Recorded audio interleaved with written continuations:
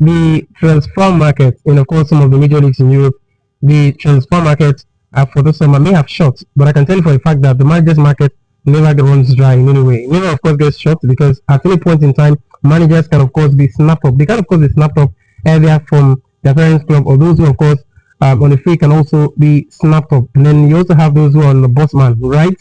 Now, there are, of course, about 9 managers currently who are top class, I must say, who are top class, who are, of course, very much available after they have been, some of them have been laid off from their respective roles at different football clubs. Well, top on it has to be Luciano Spalletti. Luciano Spalletti is, of course, an Italian manager, top class manager, highly rated.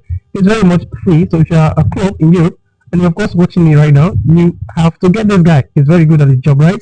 There's also Ange Postecoglou. Ange Postecoglou, a few months ago, was coaching Tottenham Hotspur, but then he was, of course, declared personal non grata by the management of Tottenham Hotspur. Well, after, of course, winning the UEFA Europa League there at Tottenham Hotspur, somebody said they tell him, say they need to win trophy for you. He now wants to win a trophy. That's why they sacked him. But quite very unfortunate. But then Ange is very much available for any sort of business that has to do with football management, right?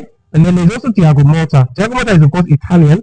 He is top class, highly rated Italian manager, former manager of Juventus Football Club. So you know he's, of course, highly rated, former player of PSG, former Italian footballer, right? There's also Shendijk. Shendijk, of course, we know him so well at Burnley, right? We know him also at Everton, okay? Highly rated. And then, of course, one of the giants in this particular list has to be Jose Mourinho. Jose Mourinho was recently sacked at his former club, talking about Fenerbahce. Very unfortunate, right? But then he, of course, failed to qualify the club for the UEFA Champions League, which, of course, made the management of the club to leave him up. There's also Ole Gunnar Solskjaer, who left recently. Well, usually it's, of course, announced that a coach has left his role, but then his own case, he was sacked brutally. He was, of course, made aware of his sack via a letter. And, I mean, it's very unfortunate for him, right?